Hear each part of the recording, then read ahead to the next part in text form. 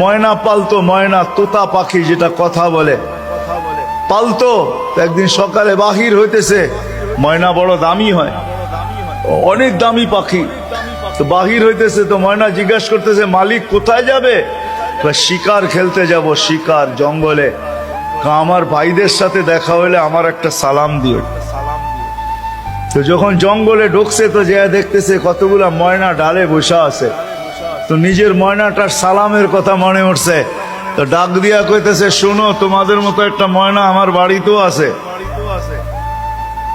সে তোমাদেরকে সালাম দিছে। এই কথা বলতে দেরি এই ময়নাগুলা ডালের থেকে পড়া মরতে দেরি হয় না।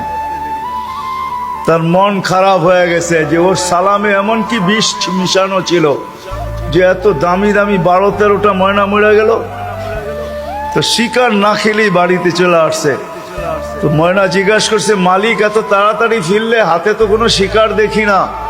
তুই কথাই বলিস না। বলে কেন?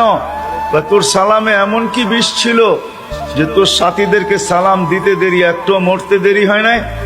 এই কথা বলতে দেরি, নিজেরটাও মরতে দেরি হয় না, ওইটার সাথে সাথে মরে গেছে।